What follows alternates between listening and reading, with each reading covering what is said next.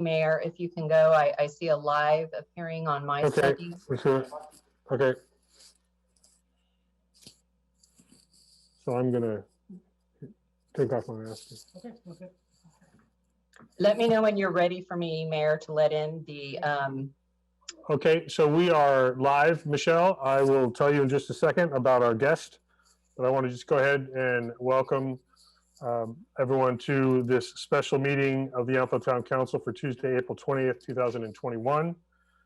Before we get into our agenda, I will read the protocols that we will be following for this teleconference meeting. This special meeting of the Town Council is being held pursuant to Government Code Section 54953B related to teleconferencing of meetings. In addition, this meeting format is pursuant to the Governor's proclamation of a state emergency and executive orders where certain sections of the Brown Act relating to teleconference meetings have been waived.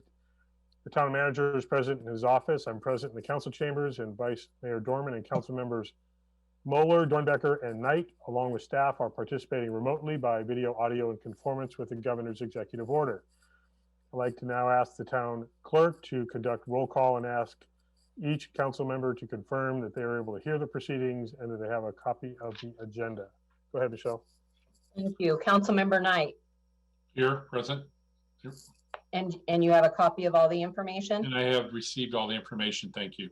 Thank you. Councilmember Dornbecker, Present, and I have all the information. thank you. Councilmember Moeller,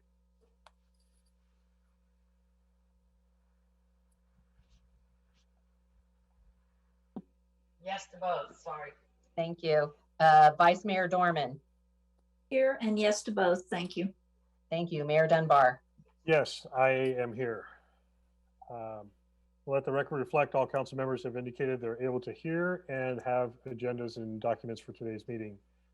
The public has been allowed to comment by public comment at yville.com. I believe we have a single public comment that we'll be getting to shortly. Before we proceed with the agenda, any vote taken during this meeting will be taken by a roll call vote by the town clerk. And the item that we have before us today, we do have a guest that will be joining us when we get to that specific item. So with that, we have already held roll call. Please join me in the Pledge of Allegiance. I pledge allegiance to the flag of the United States of America, and to the republic for which it stands, one nation under God, indivisible, with liberty and justice for all. Thank you. Is there a motion to adopt today's single item agenda? So moved. And is there Second. a motion, Councilmember Dornbecker, second by Councilmember Knight? Roll call, please, Michelle. Councilmember Dornbecker, Yes. Councilmember Knight, Yes. Councilmember Moeller, Yes. Vice Mayor Dorman, Yes. Mayor Dunbar. Yes. Thank you. Public comment and any matters not on the agenda. Michelle, confirming we have received no public comments. That's correct. Thank you. Moving on to our one administrative item, Washington Park Street Rehabilitation Project. And at this time, I think, Michelle, if we could allow our Yes. guest to enter. Thank And you. I will read the agenda item. while We have 3 individuals joining, or at least 2. Okay, that's fine. While they're Hello? joining us. Hello, just one moment, please. Yep, please stay muted while you're joining us. Thank you. This is agenda item 6A, Washington Park Street Rehabilitation Project. Discussion and action to terminate/cancel agreement with Always Paving, Inc. for the Washington Park Street Rehabilitation Project under relevant provisions of the agreement, including but not limited to sections 6-4, default by contractor, and 6-5, termination of the standard specifications, and authorizing staff to take all necessary action to notify the surety of its related obligations. With that, I will welcome those that have joined us, but also I'll ask for a staff report, please. Thank you, Mayor Dunbar, members of the council. Today we have before you for your consideration a discussion and action to terminate and cancel agreement with Always Paving for the Washington Street Park Rehabilitation Project under the relevant sections 6.4, default by the contractor, 6.5, termination of the standard specs, and authorizing staff to take all actions necessary to notify the surety of its related obligations. Under this, under the contract, it may be canceled by the town council without liability for damage when, in the town council's opinion, the contractor is not complying in good faith. We intend to recommend that the council cancel this contract under 6.4 of the standard spec on the grounds that Always Saving would comply with the contract in good faith under these sections. Section A, notice inviting sealed bids. The contractor had a duty to list the subcontractors and make sure that they were complying with the rules of the contract. They did have a subcontractor that was not listed. They did not ensure that the subcontractor had secured a business license as required under the contract. Under Section B, instruction to bidders, the contractor had 20 days to complete the work. Notice to proceed was given. They began the work on March 29th. That would give them until April 23rd to complete the work. As of today, the work hasn't, the paving is, they will not be able to complete the work in the given amount of time. Under Section E of the standard specifications, the contractor needed to furnish and maintain all equipment. To date, the required paving equipment and at least one piece of rolling equipment is not on site as of about 1:30 this afternoon.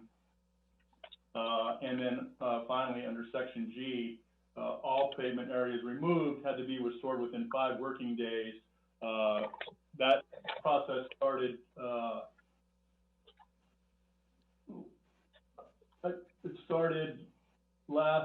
I'm sorry, I'm trying to look at the schedule. It started on April 9th, and they were supposed to complete that on April 16th. It still has not been completed, nor has it been begun.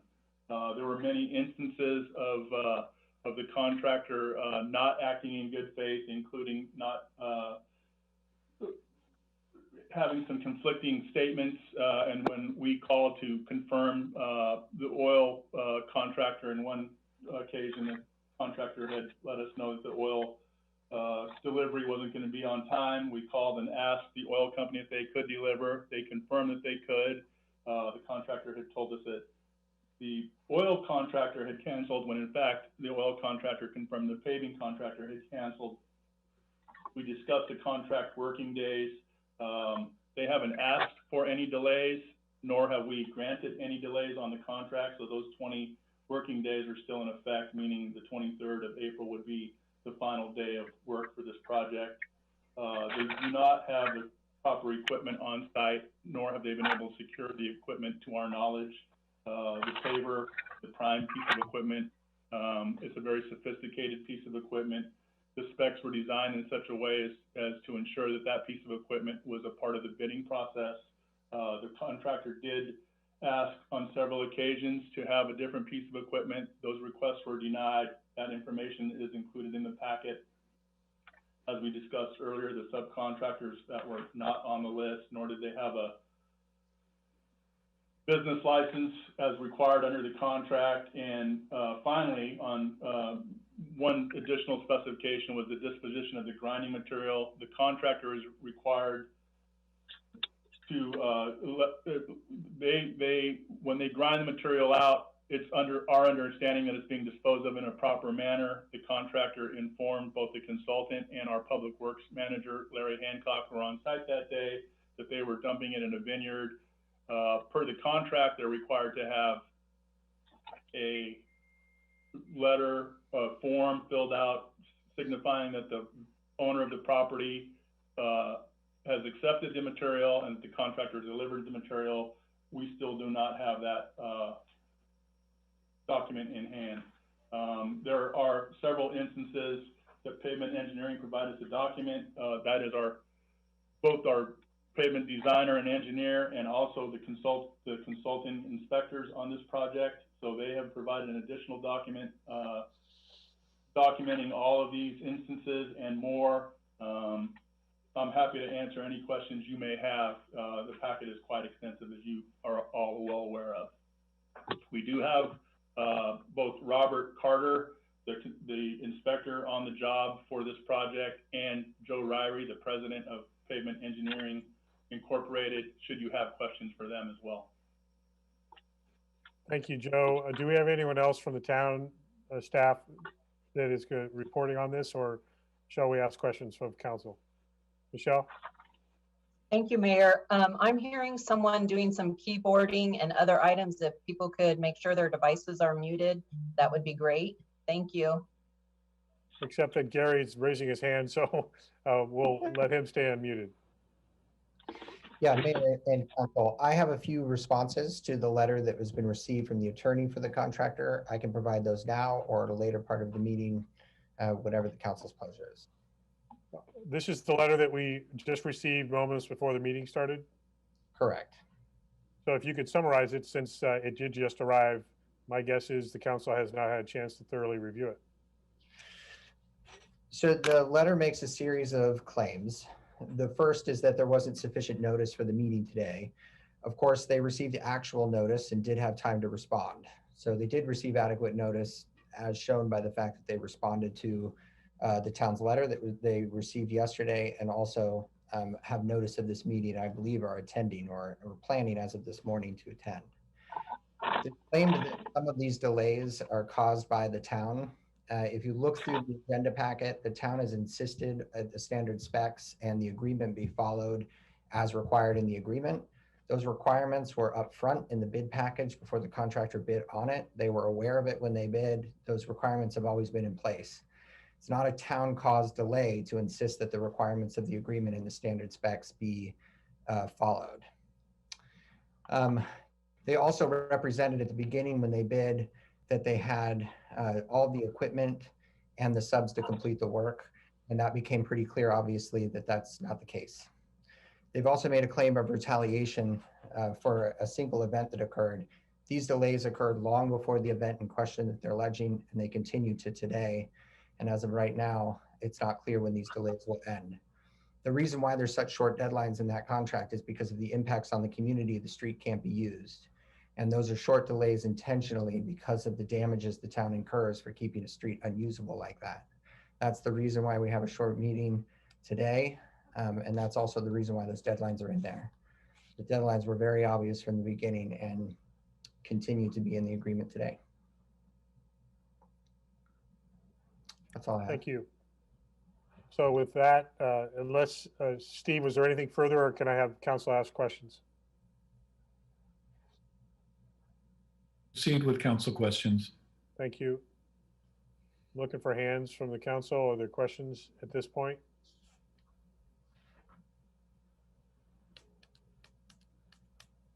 Okay, I will ask Gary, again, this relates to the letter that was just received.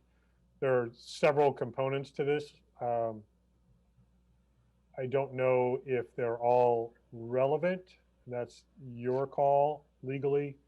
I believe we're talking about a contractual lack of performance.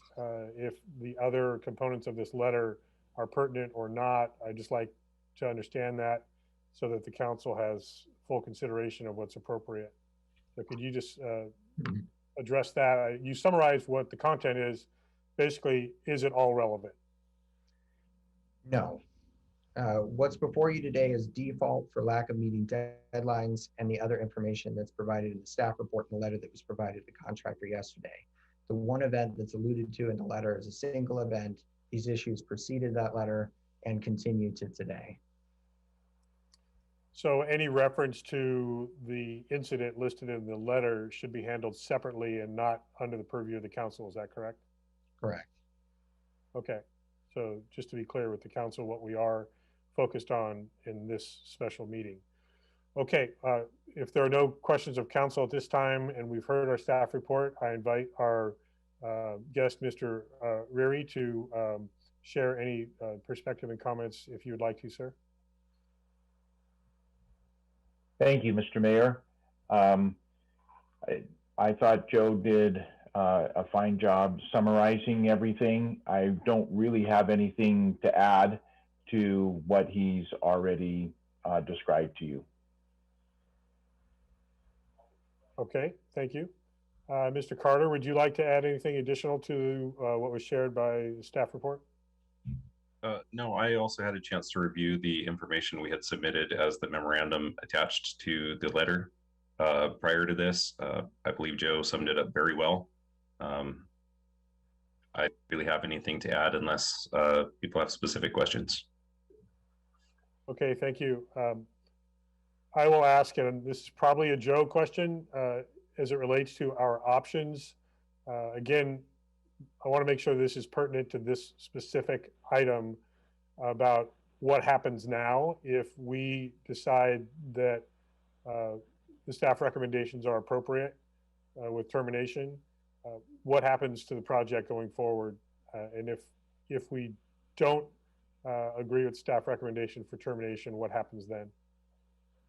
That might be a better question, better answered by our attorney, Gary Bell, the mayor, but we're going to expedite the project whichever direction it goes.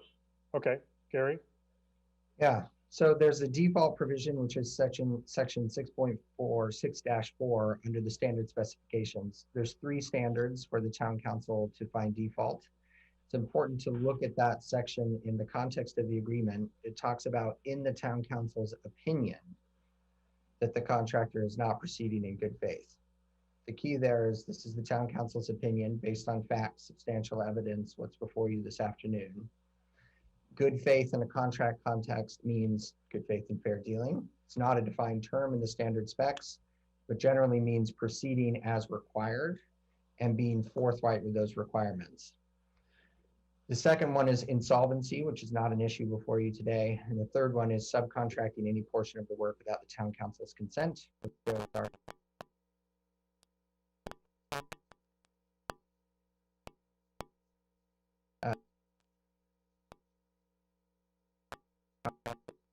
Performance bond that's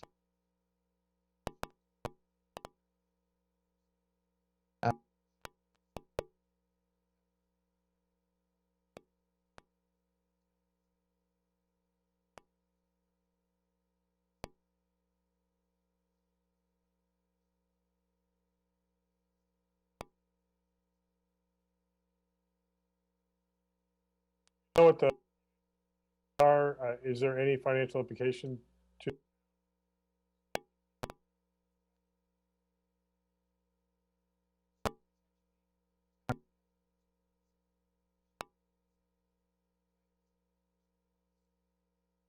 related to that, such as this meeting and staff time and the like. And in terms of scheduling, it would likely delay the completion of the project, having to find a new contractor to execute, correct? Correct. The surety only has 5 days to step in. Otherwise, the town can take over. But that's 5 days to find somebody. That's not 5 days to complete the project, right? Correct. Okay. Vice Mayor, question? Yes, could I have clarification, please, on Mr. Reary's company affiliation and position? Mr. Reary? Yes. Pavement Engineering is a civil engineering firm that specializes in pavement rehabilitation and maintenance. We assist our clients to accomplish that. We were contracted by the town of Yountville to develop the plans and specifications for this project, and then also asked to provide services to inspection services and material testing services to make sure that the materials that were placed and the workmanship that was done was in conformance with the project specifications. Thank you. And a second question, do we have a representative from the contractor in this meeting today? I do not believe so. Thank you. They had indicated that they anticipated doing. I'm the contractor. I'm the contractor, Harold Hudson, with Always Paving. Okay. I'm Okay. sorry, I was muted. I'm sorry that the phone was muted there. I just unmuted it. Oh, there you are. You're the phone number listed. Okay. So Yes. we want to invite you to share any comments you may have. Would you invite me now to start sharing those comments? Yes, go ahead, sir. Okay. Well, first off, I want to bring to your attention, thank you for attending this meeting today. And we wholeheartedly want to complete this project. We have been trying very hard to do this job every day out here. But first off, I'd like to start off with the mix designs.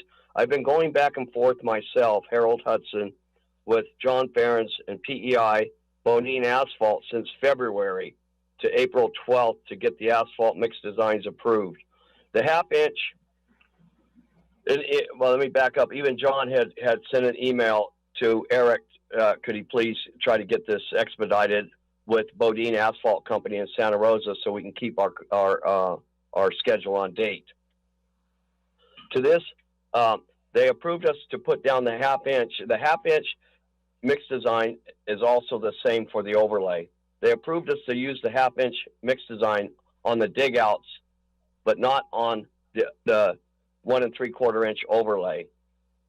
Then they came back and approved the 1 3/4 asphalt under that the asphalt is tested on a lab the first day, which is standard procedure. But I'd also like to say that this mix design is not a Caltrans mix design.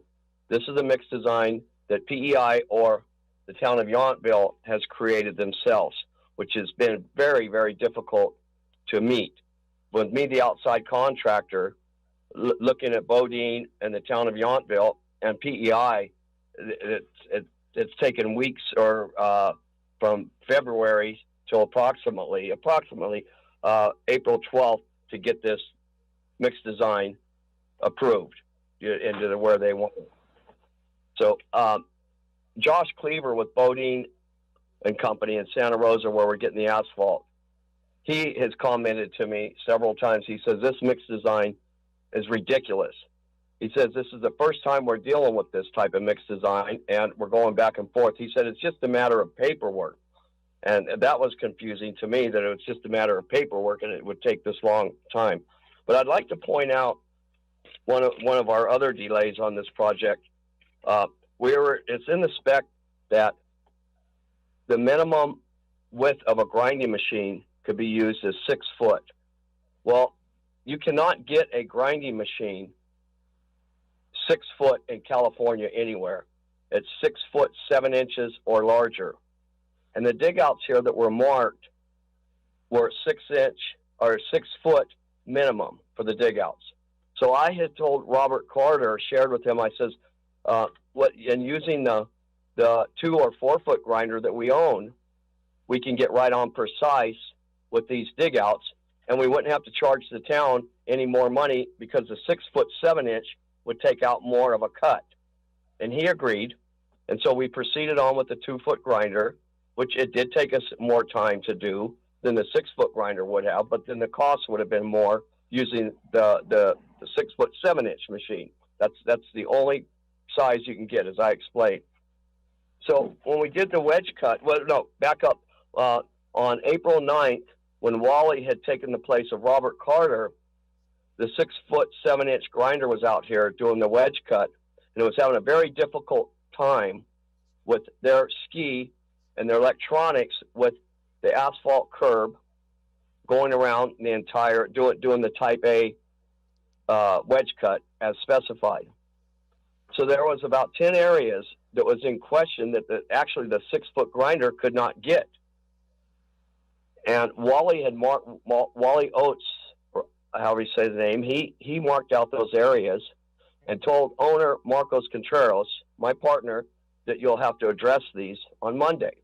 Well, when Robert Carter came in, he had stated, and I did along with them, said that Wally had overlooked about another 10, 12 areas that we needed to address those as well. So that was taking more time because the 6-foot grinder simply could not get to it.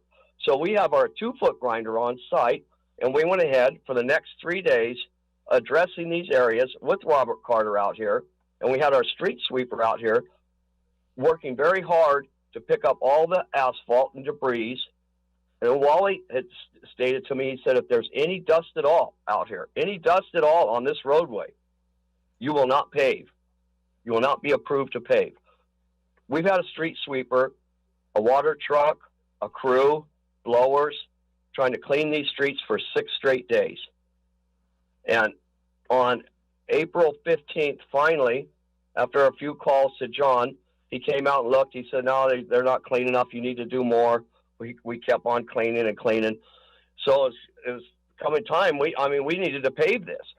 So I asked John to please come out, and he said, I have a meeting. I'll be out in a little while. He came out, but at 2:46 on the 15th of April, John and Larry, they finally said, well, we're not happy with it.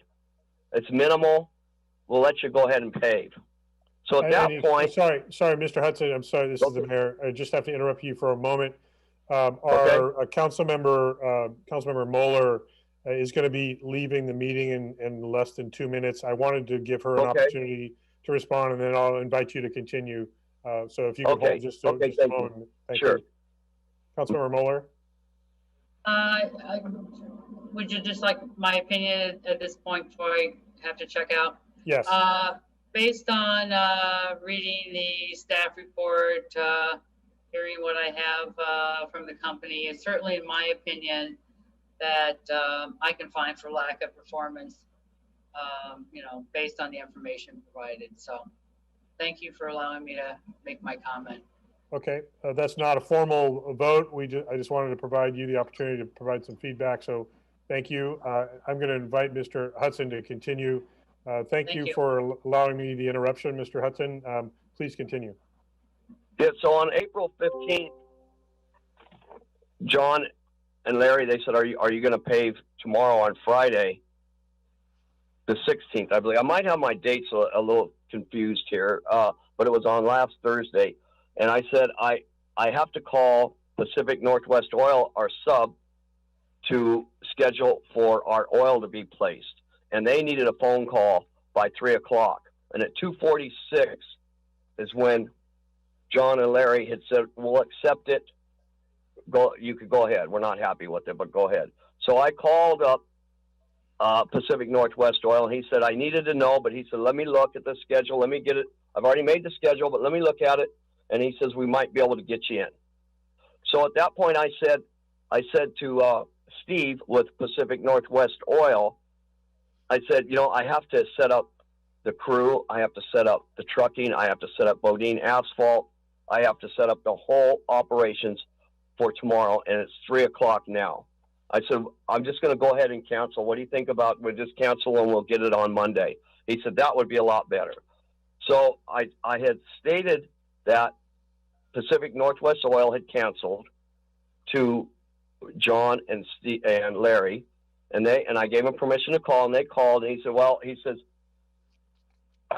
Harold canceled, but he said, we needed more time, but he said, I could make it happen if we have to. And at that point, as I stated, I needed to get more operations involved in this.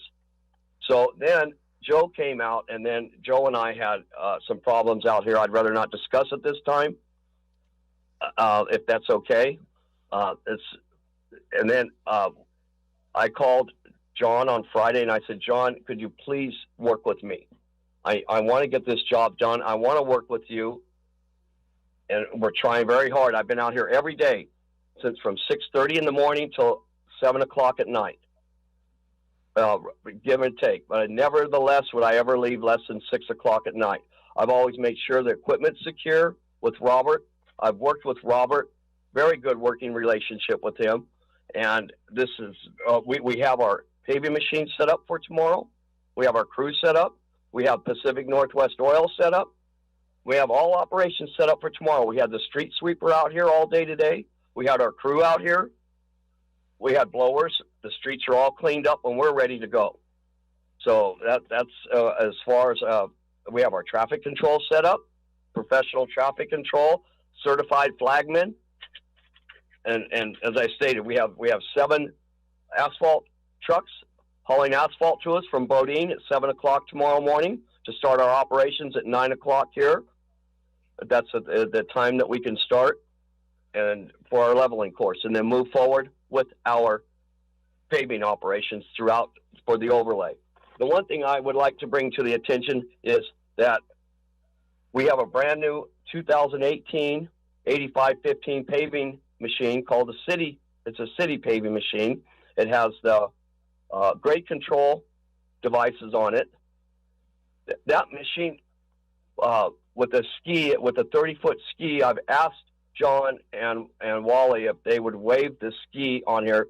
We have radiuses, curves, and we have the existing asphalt rolled dike that is uneven out here, and our electronics, our grade control follows that dike, and then the ski follows up through that.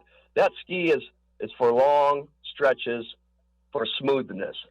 And going around these dikes and radiuses, we're going to have nothing but problems with that ski out here. This is just going to cause a catastrophe in this field circumstances. So the only thing I've asked is that ski be waived. If not, then I will see how much problems it's going to cause us. I've been doing this since I was 21 years old. I'm 61 years old now. I owned my own company for 27 years. I ran with a ski. I paid for Caltrans. I paid for all the cities around here. And I'm just, that's the only thing I've asked is to eliminate the ski so we can give you a good quality, smooth surface due to field conditions. And that's all and I'd like to proceed with the work and get this job done for you. Thank you, Mr. Hudson. That's all I have to say. Okay. Okay, thank you. And if you could go ahead and, if you're able to mute your phone again, so we don't have any background noise, that would be appreciated. Thank you. Okay, now when I mute it, can I still hear you? I don't mute or do this Zoom. Yeah, you should be able to. Press *6 to mute. Yeah, you should be able to still hear us. We just won't be able to hear your volume. Okay. Yeah. Thank you very much. And then you'll let me know to unmute, I guess. Correct. Yes. Okay. Thank you. Thank you. So I don't see any hands from the council right now, but I'd like to ask our staff to respond to Mr. Hudson's comments so we can consider that. Either Joe or John or then Robert. Joe? Mayor, I think maybe John Ferns and or Joe Ryrie would be the better parties to comment on this, specifically because it's of a technical nature and it relates to scheduling. Okay, what I'm trying to figure out is, I'm not trying to learn how to be a paver, but what I am trying to do is figure out if we feel like there's been a lack of performance and it's worthy of termination of the contract or not. And so let's maybe go with John. Or Gary, did you feel the need to say something? Yeah, so I think I can help with that. Oh, no, hold on. Let's go with Gary. I always go to the attorney as soon as he raises his hand. Yes, I wanted to follow up on something that Councilmember Moeller said and to focus the discussion here. The question is whether or not the contractor is proceeding in good faith and whether or not they have subcontracted any portion of the work without town council approval. Now, whether or not they've proceeded in good faith is up to the opinion of the council. Proceeding in good faith requires that they be forthcoming about delays, the causes of delays, the timing and length of those delays. It also requires them to perform as required, which goes to the point of Councilmember Moeller said and recently the mayor. But I want to focus it back to that standard about proceeding in good faith, because that is what section 6.6-4 of the standard specification says, and that's the question before the council. You're muted, Mayor. Sorry, thank you. I'll find myself 25 cents for that. In your legal opinion, Gary, the explanation that Mr. Hudson just shared with us, does that satisfy, from a legal perspective, the reasonableness for the failure to meet the requirements in the contract?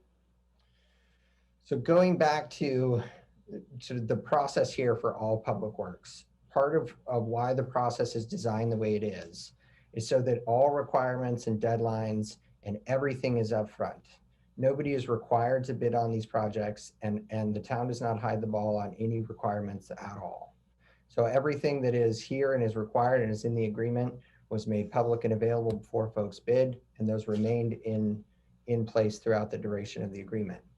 So the town requiring that the contract be performed as agreed and as required by the town is not a town-caused delay, and it's not unreasonable because the town was upfront about those requirements at the beginning of the process, and the bidder voluntarily chose to bid on this project and to proceed. So in other words, or stated differently, it's not the town's responsibility to change its own requirements to make it easier. The requirements are what the town expected when the agreement started, and those requirements were well known to anyone who bid on the project. So there were no changes to those requirements during the process that could have resulted in kind of a domino effect of delay. The town didn't make any changes, correct? No, yeah, Okay. no changes that I'm aware of, and I'll leave it to Joe and John to confirm that. But if you look through those RFIs that are in the packet, it's a consistent response from the town to say, these are the requirements, these are the expectations. And those have been the requirements and expectations from the beginning. Right, thanks. Let's go to Joe T and then John and then Mr. Riri if he has additional comments. So Joe T. Yeah, I think that I can help you with the questions you had and stay out of learning how to pave, Mayor. I think the emails and the RFIs that John has provided from the project kind of sum up what the real challenges were. The contractor asked for a substantial delay to May 15th because the paver wasn't expected to be delivered until May 15th. We denied that request. It seems that was the real cause of the delay throughout this process.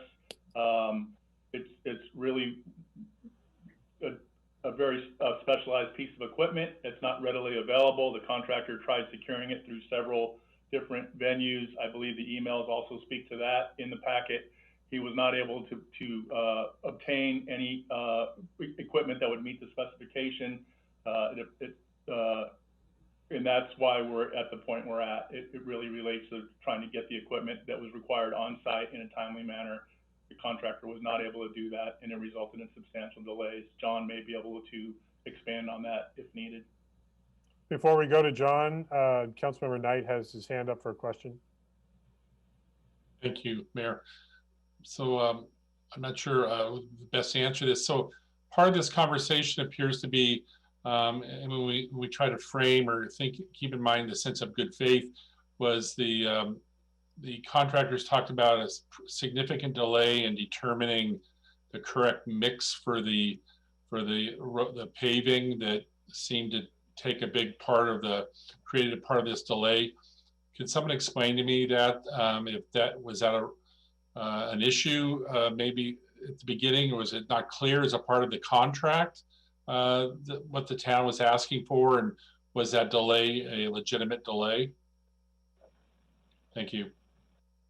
So I think John can speak to this a little bit, Councilmember Knight. What I will say is that was between the asphalt plant and the people they have helping them with design. The fact that it was a PEI and Bodine relationship it wasn't a town PEI and Bodine relationship. It was a little confusing, but Bodine uses PEI to help them with their mix design, and it didn't cause any additional delays. I think John is probably better to speak to that than me, or maybe Joe Ryrie.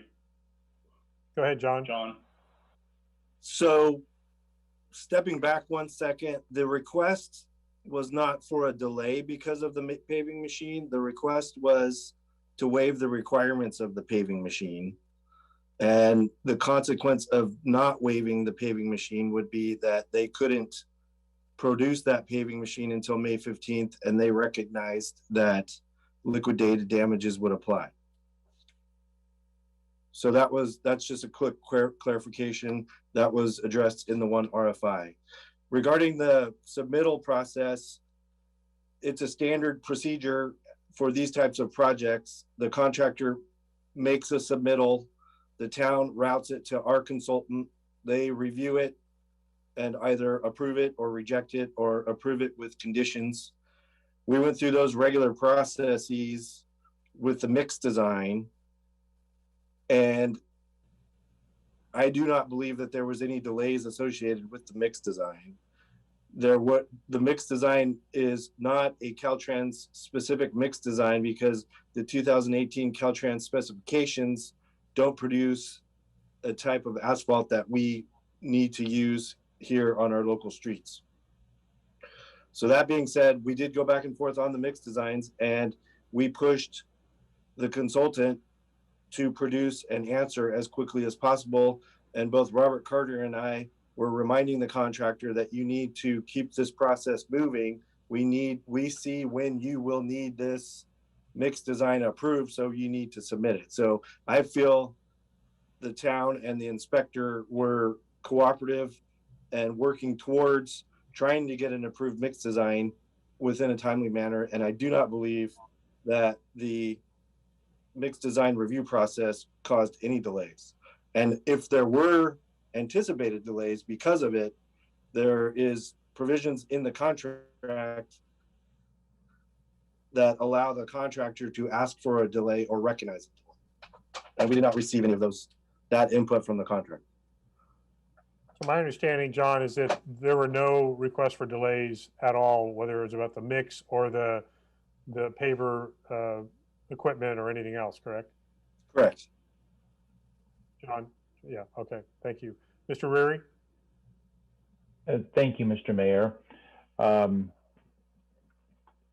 To just expand a little bit on what John mentioned about the mix design, it is not a standard mix that we specified in the specifications in terms of standard Caltrans specifications.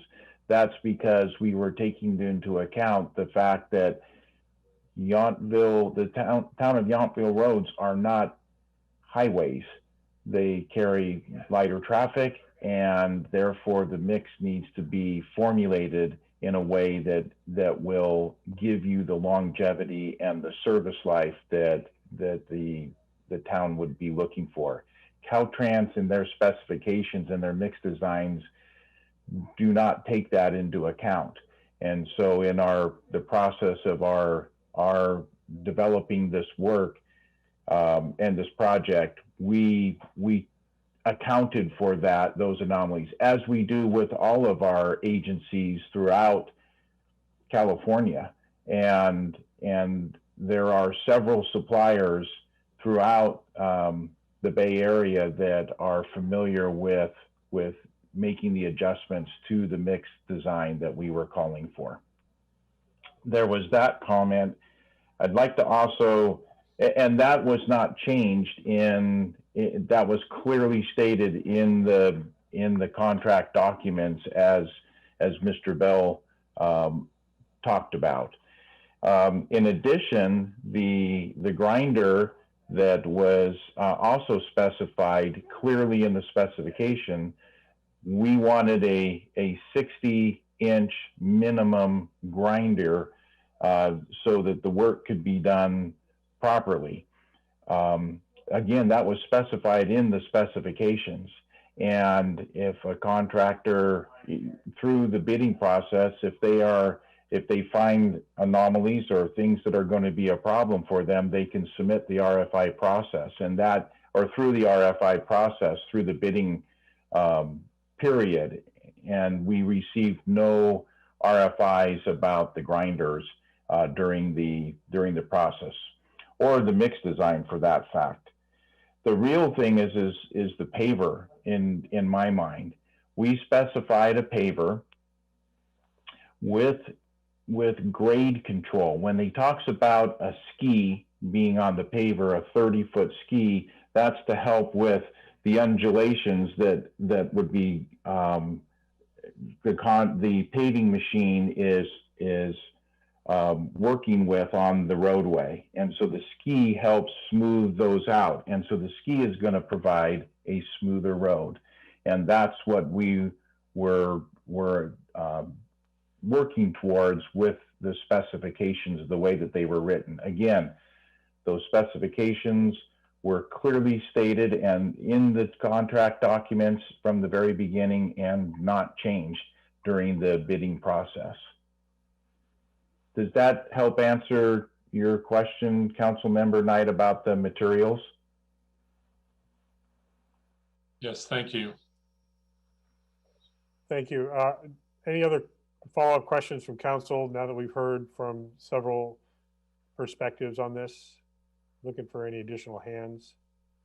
I know we're a little out of our normal 3-minute public comment section, but this is a bit of a unique special meeting, so I'm allowing for some flexibility we would not normally have.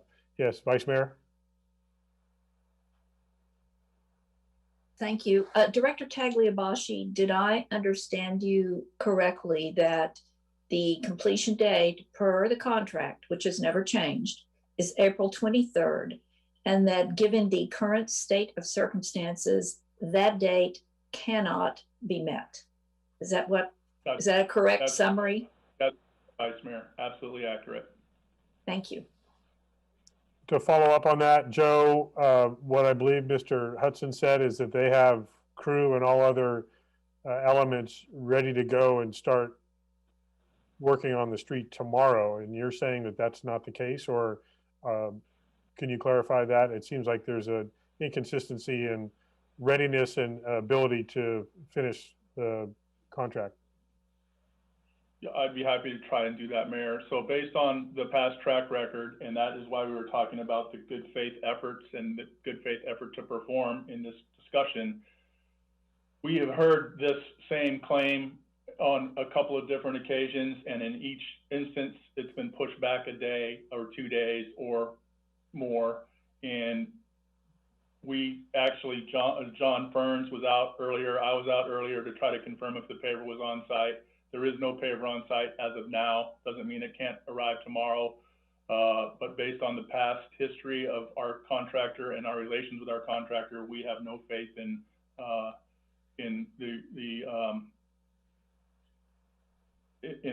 what could happen tomorrow. We can only say what's here today and what has happened in the past. Okay, thank you. So would it be appropriate if we are, when we get to a point where we're taking action on this, would it be appropriate, and I'm not sure who I'm asking this to, it's a cumulative of Gary, Joe, Steve, and maybe John also. If there was a condition that the council wanted to consider today that said, if and only if you actually follow through and provide full capability of the contract and execution of the contract to the quality standard that we are paying for and still demanding, if we gave them 24 hours to deliver on all that and finish the project, is that a condition that you would support, or you feel like there has been repeated failure to meet the requirements and the responses that you have already asked for, and therefore there's no good faith? I get the sense you're saying you have no good faith that they can actually follow through because there hasn't been follow through up to this point. So if any of you wanted to respond to that. Mr. Mayor, I would point out that the contractor still in his comments to you all requested waiving the ski requirement even at this point. So if I recall the conversation correctly, so that would be of concern. And I think, 3 days to do all of the paving is challenging in the best environment. And it still doesn't deal with the fact that they misrepresented the ability to start paving the first leveling course within 5 days of the grinding. So I would say, yeah, we don't have a good confidence level. Thank you. Any other questions from the council? I want to invite Mr. Hudson. Maybe you could go ahead and unmute yourself, Mr. Hudson, and I'll invite you to have any final, and I will hold you to just a couple minutes if you have any final comments you'd like to share before council deliberates on this. If you're able to unmute yourself.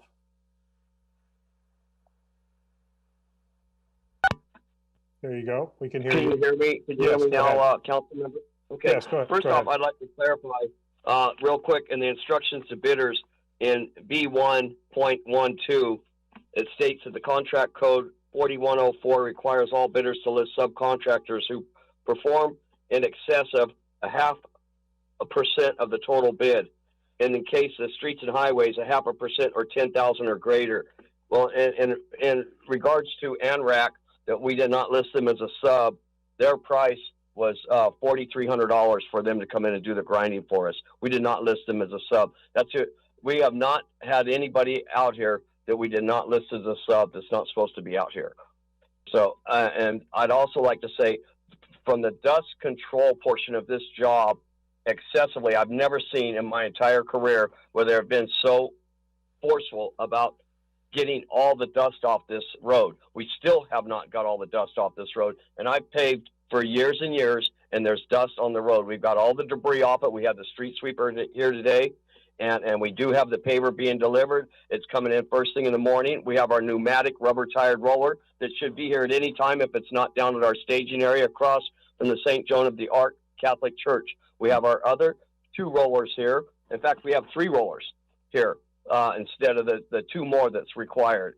So we are in full operation and ready to keep moving on with this project. I did ask for a delay in a short delay. But we are waiting on our new paving machine. And our new paving machine is being delivered 100% tomorrow morning, and it will be here by 7 a.m. in the morning. So we'd wholeheartedly like to move forward and give you a very quality job as we anticipated from the beginning on this project. That's all I have to say. Thank you. We do have a receipt from ANRAC that I did submit to John today that showed that it was $4,300. And also I have a letter that is coming from Napa Wine Company that's right up the street from you all here that gave me permission, that asked if he came to me and asked if I could have your grindings for his maintenance area up there and around the area. So his name is Jim. I don't know his last name. I was going to go up there right after this meeting and follow up with that permission that he wanted the grindings. And a lot of the grindings we actually took back to Bodine because it had chunks of asphalt where we're doing the jackhammer around the drains and doing the jackhammer around where the 2-foot grinder couldn't even get to. So at the dead end, down at the far dead end on Forestville. So again, I'm asking if we could proceed on this and finish our job. And I have no further questions. Harold, Thank you. Go ahead, Steve. Machine has the ski or not? Because you asked for the council to waive that. No, yes, and the ski, as I stated, we do not have the ski on this city paver. However, we can put this ski on here. Again, it's just an attachment. We have the electronics, the grade control. But again, this ski is going to give us nothing but problems out here around the radiuses and the curves that are out here. I've had 2 other contractors look at this job out here, Martin Brothers and Caroni and Company. And because when we were delayed on the paving machine, and I let John and Joe know that in the beginning, we were actually going to be delayed a long time on our new paver.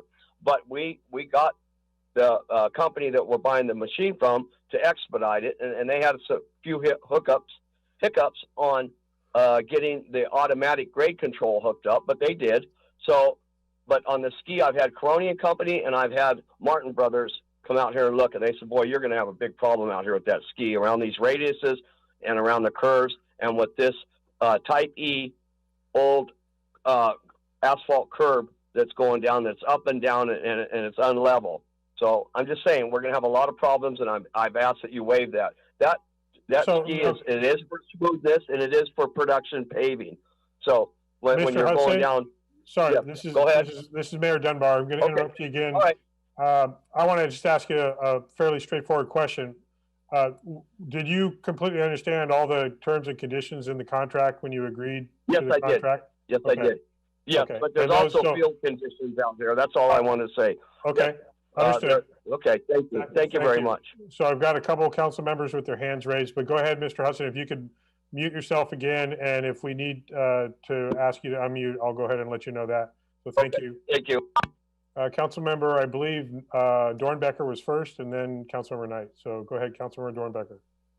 Thank you very much. Can you hear me? Yes. All right, so I have a couple of questions, and one of them is that has that ski been used in paving on other streets in the city of, in the town of Yountville? Should I ask John Ferrand or? So either John or Joe, maybe John. I think basically the question, not only about the ski, are the conditions that we've requested in the contract here been similar to other paving projects in town? My experience is short-term here in Yountville. I've only been here a year. The ski was written into the specs on the prior job that I did in my tenure. I defer to Joe T or Joe R about paving projects prior to my tenure. Joe T. You're muted, Joe. I'm going to refer to Joe Ryrie on these. I believe the ski is a relatively new iteration, but Joe can talk to that.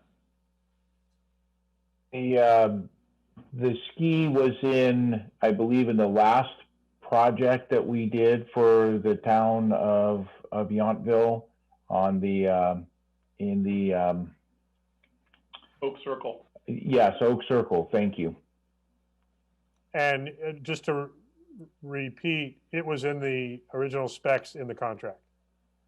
I do understand that. My Yes. second question is the intent of town, I just want to clarify, the intent of town is to pay the contractor for the time and what's been done so far as of now, and then but move on with a different contractor. Is that correct?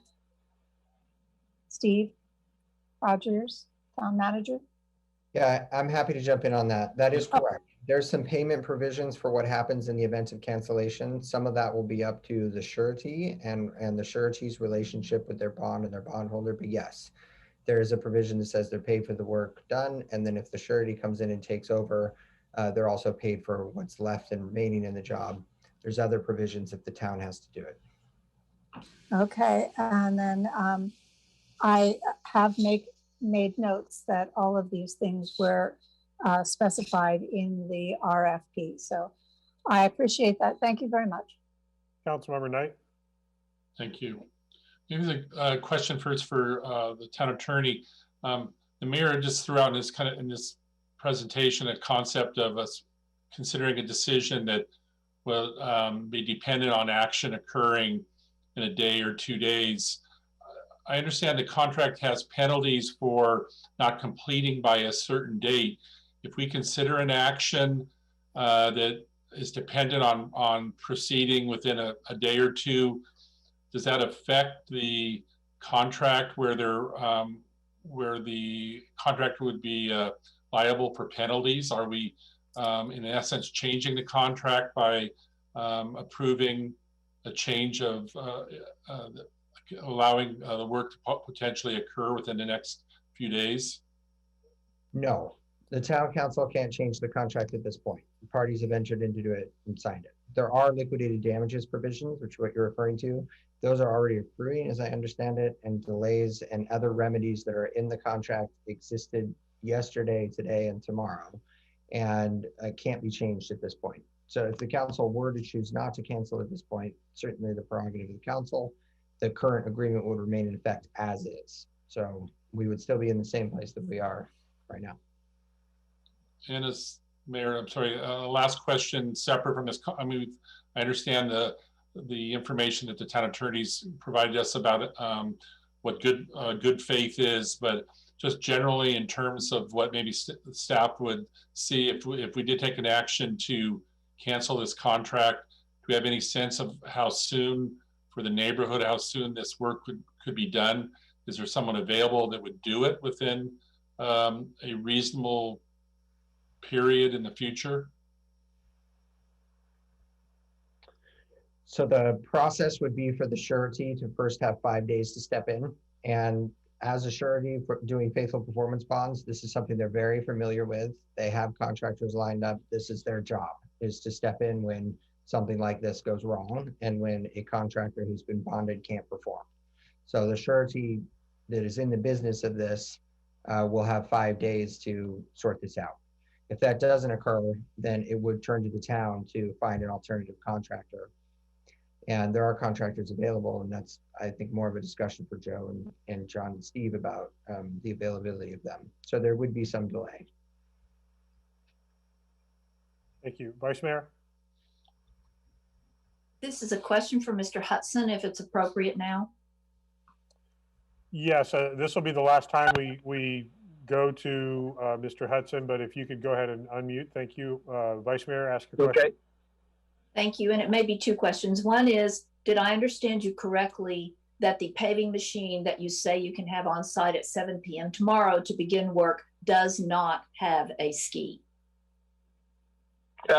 It's being delivered. The first part is a leveling course, which does not require a ski. It requires the grading control device, electronics. The second phase is... Hold on. To the extent that the contract requires a ski, and we as a town do not waive that, when will you have the ski necessary to complete the work? We will provide with the project day by day, and we will have the ski on it. Again, I was just letting you know that we're going to have a lot of problems with this ski when we attach it because of what I had mentioned in the past. But we have no problem with putting the ski on the machine, and we have a brand new 2018. Okay. My question, Mr. Hudson, and I'm sorry to interrupt you, but I'm trying to save time here in the long run. When will you have the ski on the machine ready to go per the contract? When we start the overlay process, which we anticipate Wednesday and Thursday, possibly Friday for doing the leveling course. Our next part, which is involving starting tomorrow morning at 9 a.m., we'd have the ski on there for our overlay, which would be Monday or this Friday. We'd have the ski on the machine. And when do you expect, assuming the contract does not get canceled, if that is the outcome of this, when will you have the work completed?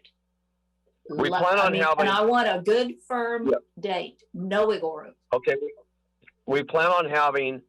We'd like to have the paving done by this Friday. We don't know as far as how it's going to go out here with the turns and the curves. So you asked me a direct question. As far as we have to lift the utilities back up, and that's going to take us approximately 3 days to lift the utilities back up. So if we move forward on this project, we have, today is Wednesday, and I don't have the dates in front of me because I'm on the phone. I should have it in my calendar, but I do not have it right in front of me. If we start tomorrow, which is Wednesday, we could have this job completed by next Friday. Not this coming Friday, the following Friday, because we have to lift the utilities. Okay, thank you. And thank you, Mayor. Thank you. Thank you. Yeah, and go ahead. You could remute yourself, Mr. Hudson. Thank you. What I will also mention to our staff for a response is I just confirmed that there's a 70% chance of rain on Sunday. And this was supposed to be finished by this week. What does that do to all this? He's talking about trying to, he'll be partially through instead of completed. And now we're having a potential rain window come before us. Are we completely out of luck if we're 3 days into this remaining part of the project and it rains and then we have further delay, or we have bad product? Either Joe or John, Joe T or John. Yeah, I'll take part of this, Mayor, and then maybe Joe Ryrie or John. I think the danger is, there's two things with this, Mayor, and I want to be forthright with this answer. The reason why we wanted, the spec called for a 5-day maximum window once the wedge grind was completed was because that pavement, if you think about it, is now less than it was to begin with, which wasn't great. There wasn't a lot of pavement section there to begin with. So now it's even less, and as the garbage truck runs over it, it does come under some stress, and in places where it's really thin, it causes damage. As we all know, because we've talked about this over many meetings, water is death to pavement, especially pavement that's compromised. This pavement is an extremely compromised position. If it rains Sunday and the garbage trucks are going to come back on Monday, it's going to cause really extreme damage. So best case scenario would be to have this paved back. We just don't have much faith in the ability of this contractor to provide that guarantee. Joe and John can chime in. Well, before either of you chime in, let me add to that. Do we have a better chance at getting the surety to bring in a new crew that can try to get this thing done in the next 3 days? Or is it's impossible now? I see nothing but head shaking. Yes, it's impossible. That's not exactly what I wanted to see, but at least there's total agreement there. Joe R., is there anything further you wanted to add? Because I think it's time for council deliberations after final comments from our staff. Thank you, Mr. Mayor. There's also some additional items of work that need to be accounted for. There's that Mr. Hudson did not mention. He mentioned the raising of all of the utilities. So once the asphalt goes down, all of the utilities need to be raised back up to the surface and then secured and placed with a concrete collar. There's some AC dike, new dike that needs to be placed on the road. Part of the paving process after the leveling course is going to require the placement of fabric in order to be able to help preserve the existing road conditions and retard the cracking from coming through again. And so all of that plays together to make, in my opinion, a project that likely is going to go. Oh, and then there's the striping too that we didn't even talk about that would need to be placed. And there's supposed to be a 14-day resting period for the asphalt before the striping is placed down on the pavement, so that when the new stripes are the new material is placed, the oil from the newly laid asphalt does not track over and obliterate the new striping. And so next Friday was a lot of, boy, it would be wonderful if it would be done by next Friday, because I am worried, as Joe talks about what's going to happen to those edges of the road that are going to be compromised, that are in a compromised state right now. And when they get wet and the trash truck hits it's going to cause some damage. John, did you want to add anything further? Two things, if I may. Thank you, Mr. Mayor. First one is the contract has provisions for rain delays. So under normal circumstances, there's an accommodation for unforeseen rain events that allow us to address the time in the contract. The second thing I want to point out is in the very last sentence of the packet that the council received, it was the final email from the contractor where he states that the paver will be available for delivery on Tuesday, which is today. And I believe we heard him state in this meeting that it's now scheduled for tomorrow morning. So I just wanted to point out that slight difference in delivery schedules. Okay, thank you. So I think we've heard all the testimony we need to hear. And now I'll invite further discussion and action by the council. Thank you all for sharing your information and your perspectives. I'll invite any member of the council that would like to start. We did hear Councilmember Moeller, but I also want to recognize that she did not participate in hearing all of the additional information. So take that for what it's worth. I think it'll be the four of us making the decision. Her comments were not part of the official action. So if I don't see a hand, I will call on somebody. Give you 5 seconds. Vice Mayor leaning in. And Vice Mayor and Mayor, if I may, very quickly as you begin your deliberations, if it is the direction of the council to cancel for, in your opinion, not complying in good faith, if you could reach consensus on the facts underlying that finding, staff would appreciate it. Thanks. Thank you. Vice Mayor. You're muted. I'm so sorry. I owe 50 cents for that. I have a procedure question. The letter we received from Always attorney just prior to the meeting does threaten litigation. And I believe that we have closed session on our agenda. And even if we don't, is it appropriate to go into closed session for further deliberation or not? Just asking because of the threat of litigation. I don't see any item listed for closed session. Gary, is that correct? Yeah, correct. So not for this meeting, Vice Mayor. At a future meeting, if there's enough facts, that's a possibility. Sorry, I read it wrong. Thank you. It's just listed as part of the template. There's no actual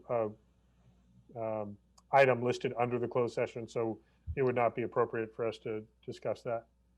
I was going to say, Vice Mayor, you had your hand raised already. I think I'm going to ask if you please go ahead and start the deliberations or continue. Okay. Them. I am, as I'm sort of looking through the attorney letter and the documents we got, I don't see the subcontractor as a real issue. If it's less than the percentage, it's less than the percentage. The dust issue was okayed, ultimately 1 day late. I kind of don't see that as a huge issue from my point of view. I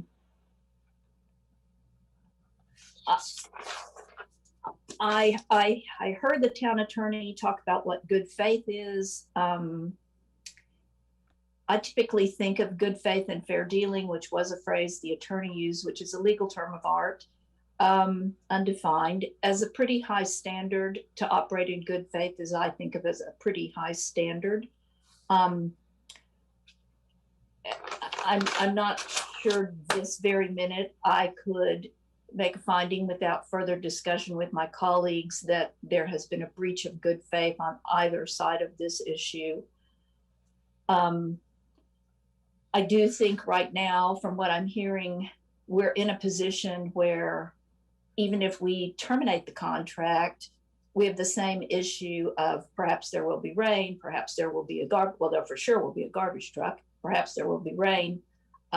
We're still stuck with a really less than desirable position on this.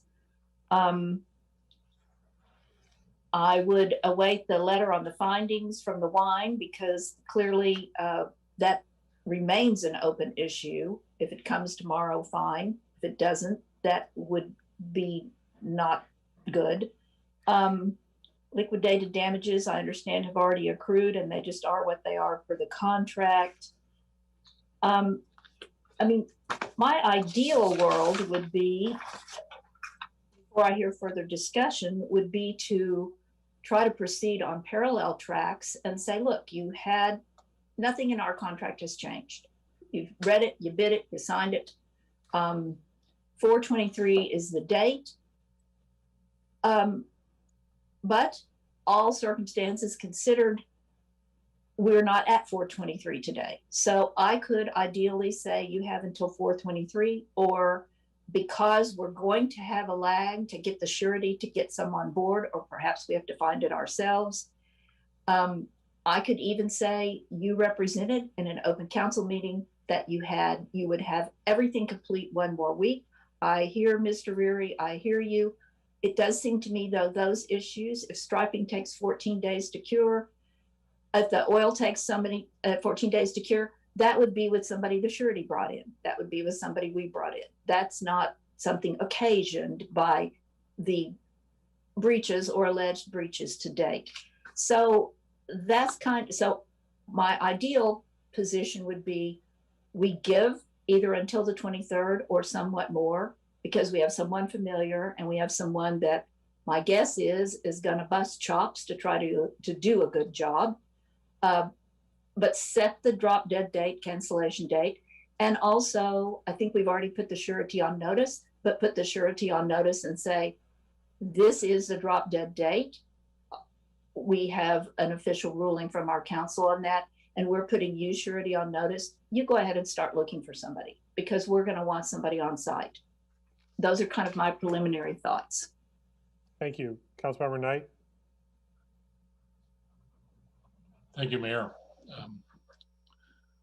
So I generally support and agree with many of the comments from the Vice Mayor. I guess what concerns me is not having the type of experience of understanding this type of work, that it's complicated.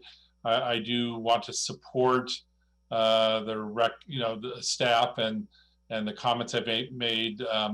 But in reading through the documents, there's just a lot of contradictory statements from certainly from the contractor, and difficulty to really assess a good sense of whether there'd been a breach in a good faith agreement between the town and the contractor. And so, and then beyond that, it's just my concern that that we move forward and get this work done, and that any problems that may occur because of delays of rain or damage from garbage service are going to be issues we'd have to address with another contractor down the road too, which would delay completion of this work. So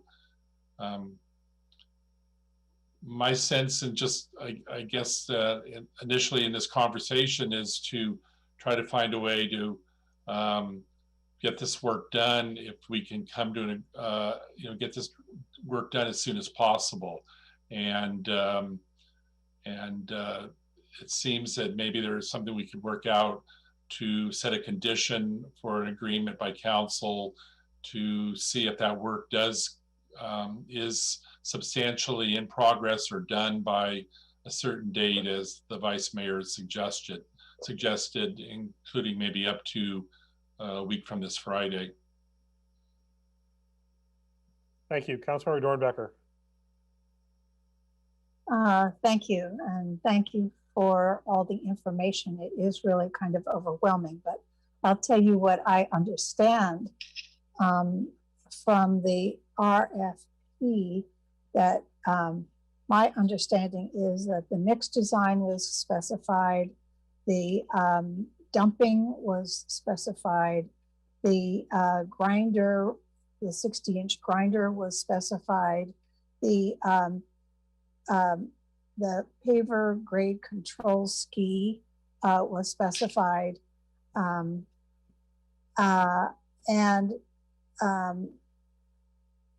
I don't find it a problem that the subcontractor, because of I believe the subcontractor was a non-issue because it was only $4,300 or whatever that number was. But the mixed concrete design was also specified. So I can understand the frustration on the part of the staff. And but what concerns me is that, as my colleague, Councilmember Knight mentioned, getting this done in a timely manner is very important. And so I'm torn, but on those other issues, I could see making a judgment that, yes, let's pay the contractor what we owe for what was done and get the other work done as soon as possible. That's my inclination, but I want to hear from every council member first. Thank you. Thank you. That leaves me. So what I am going to say is I can support the termination based on the 4 criteria that the staff report and our staff has laid out. Initially, here's one of the fundamental problems I have. This is the town of Yountville. This is not Caltrans. This is not state highway work. This is residential neighborhood work in the town of Yountville. We have a higher standard than most places, and I'm proud of that. We have a pavement index that is higher than anywhere else in this county, and I'm proud of that too. And we work hard to do that. We commit a lot of money to maintain our roads to the highest level possible. And I have a problem. The reason I asked Mr. Hudson, were you aware of all these conditions when you signed the contract? He said, yes. That's a contract that you are committing to abiding by the contract, or you suffer the consequences of failure to do so. It's, you know, and Mr. Hudson doesn't know this, but this is my neighborhood. This is my street. I deal with it every day. It's not getting fixed in 7 to 10 days, even in the best case scenario now. What unfortunately, I don't have faith in the ability to deliver the level that we have requested from the beginning. And I frankly don't care that it's a different standard than a contractor is used to. The mix was stated, the equipment was stated in the beginning, and the signature on that contract says that's what we will deliver you in the number of days listed, which was basically 20. Work within 10 calendar days. And then there were 2 days where no work happened at all because the work went somewhere else to another project, if I remember correctly. So there were a couple of days missed entirely because of that. You know, I am frustrated that it is a hazardous condition now, but that hazardous condition, frankly, is the result of the existing contractor. And I don't have faith that the existing contractor who helped create that condition is the right contractor to fix it. We're delayed anyway. We're going to potentially have rain. We're going to now potentially have additional impact on that street surface. We can't do anything about that now. This project was supposed to be finished this week, and it's not going to be no matter what. So I'm not willing to concede our high expectations and our requirements because of a failure to be able to deliver on those. If we had made change orders that were the causes of these delays, if we had changed any of the terms and conditions, and there had been actual delays requested through the process that explained reasons that we could have anticipated and planned for that might be different, but I see none of that evidence before us today. So I don't like the idea, but I will fully support staff's recommendation for termination based on all 4 of the conditions that were not met. Again, the amount of money that the unidentified sub, that wasn't part of our deal. We have, I'm reading it right now, the quote, required to have a town business license. It's not about unless you're under $10,000. So that's my position. I don't, you know, we don't have to go through this very often, so it's not very comfortable to do this, but I'm absolutely going to side with our staff and our consultants that are representing our interest. And so you know how I feel about it. Let's see, who put their hand up first? Vice Mayor Dorman. Thank you.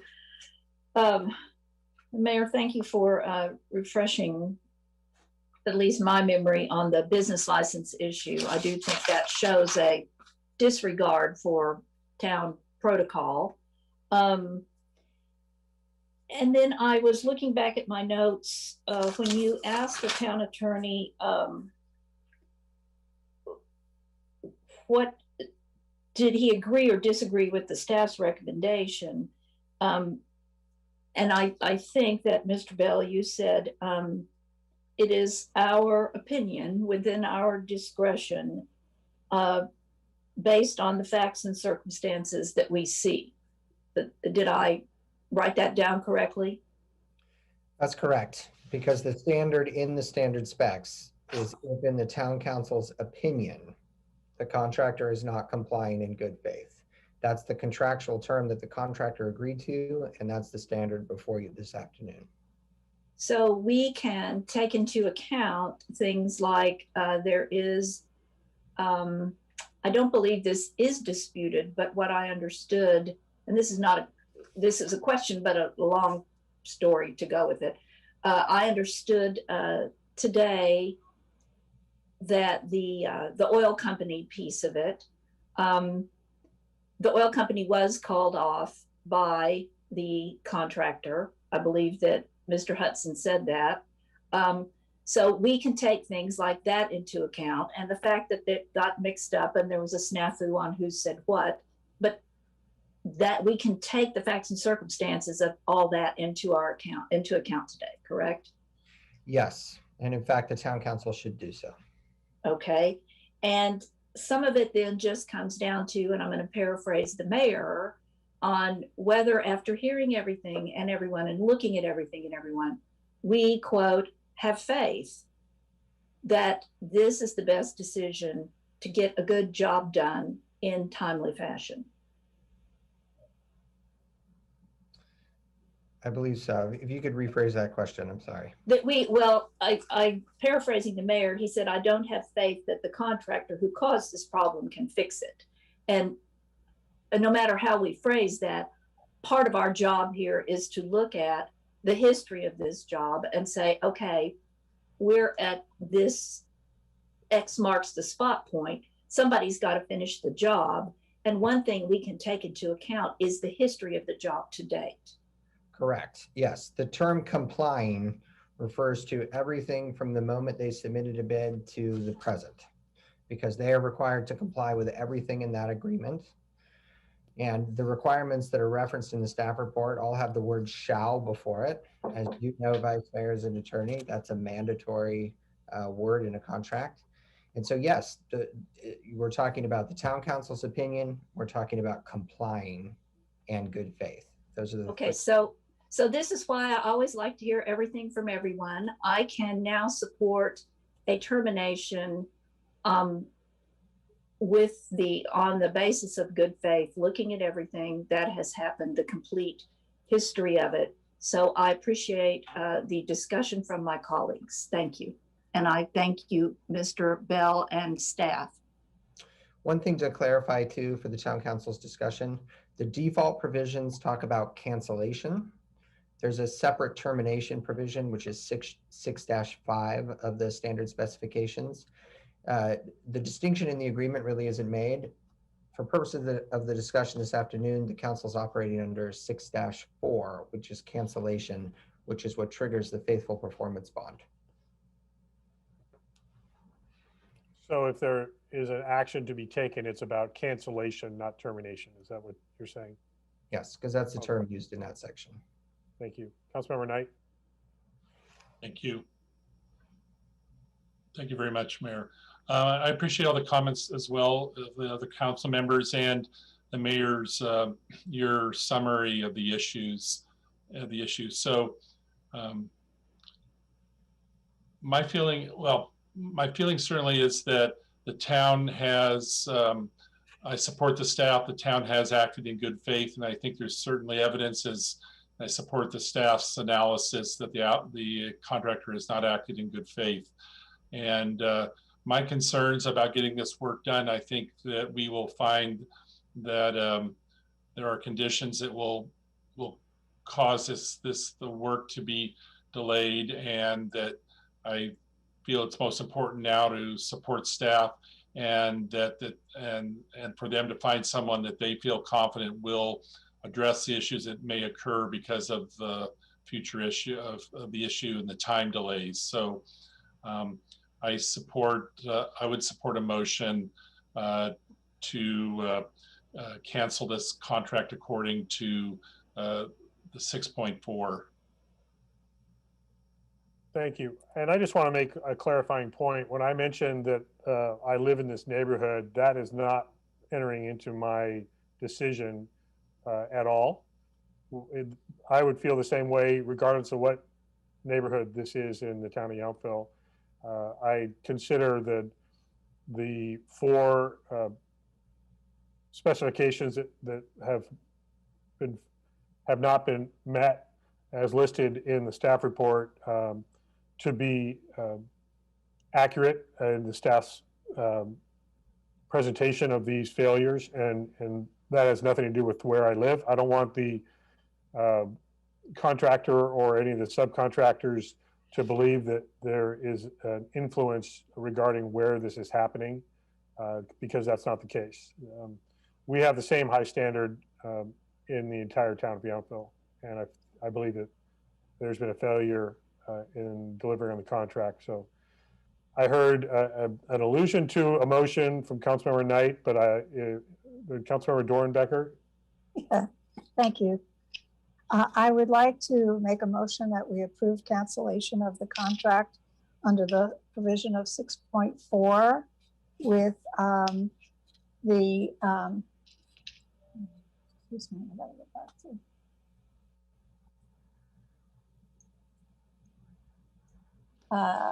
Yes, with that we cancel the agreement with Always Paving Inc. for the Washington Park Street Rehabilitation Project under the relevant provisions of the agreement, including not limited to Section 6.4 default by contractor and 6.5 termination of the standard specifications, and authorizing staff to take all actions necessary to notify the surety of its related obligations. So I think it's just under 6-4, the rest of that. Oh, pardon. Okay, under just 6.4. Can you, is that correct? Yes, that's correct. And for clarification from the motioner, for the basis for not complying in good faith, is that the facts in the staff report, including discussion regarding the oil delivery and the ongoing delays that have been pushed back. If there's other information as part of the discussion or specifics to staff, I think that would be appreciated. If I've already recounted them, then perhaps that's sufficient. Well, I thought I had already recounted them in my earlier comments. That's part of your motion. That was all I was adding. Okay. Well, I consider my motion made. Is that correct? Yes. Okay, good.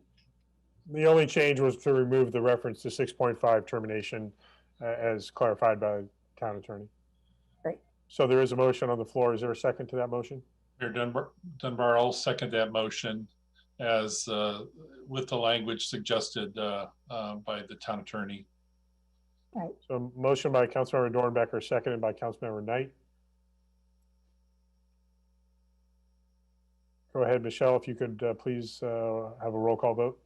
Thank you. Councilmember Dornbecker, Yes. Councilmember Knight, Yes. Vice Mayor Dorman, Yes. Mayor Dunbar. Yes. Thank you. And please, for the record, show that Councilmember Moeller was absent from the vote. Yes, I will. Thank you. Thank you. Now, does that go under not an abstention? Is that just not present, Michelle? Okay. She'll be listed as excused because that is in fact what she is right now during the action. Got it. Okay, thank you. So that is our business for today. Just for clarity, as long as this is permitted, I think it's still part of the conversation. Gary will raise his hand if not. Next steps, can you clarify? I know we don't know for sure what the timing is. The surety is notified. They have up to 5 days to find us a replacement. Hopefully there is a crew available to reenact the remaining project. But how does the process work and how is the council going to be informed? Staff will now notify under the agreement the surety and the contractor of this action and the reasons why, as stated in the motion in the discussion this afternoon. That will trigger the surety's obligation on the deadline that you've mentioned. And then staff will be in communication with the surety on their obligations under the agreement and to keep this going. And this is either a Joe T, Steve, or a John question. A notification of neighborhood residents, how's that going to roll out and when? Yes, we've been in discussions with each other and with the town attorney, and we have some communications that are ready to go out here, if not this evening, then first thing tomorrow morning, Mayor. Door hangers and our normal path of notifications. Thank you. Okay, I believe that takes care of our business for this special meeting. Steve, is there anything further before adjournment? No, there's not. All right, thank you. Appreciate everyone's work on this today. Again, an uncomfortable and difficult subject matter, but we need to protect the interests of the residents of the town of Yountville. I believe we did that today. So with that, I'll entertain a motion to adjourn, or I'm just going to adjourn us. Okay, Councilmember Dornbecker is moving, and Councilmember Knight, I'm sure, would second. I'll second. Thank you. The motion to adjourn from this meeting to our planned special meeting of May 4th at 3 p.m. And we all are unanimous in agreeing to adjourn, I believe, Michelle. Yes, I hear that. Okay, thank you, everyone. All right. Now have a good Thank you all. week. Okay. Thank you, everyone. Good night. Good night. Good night.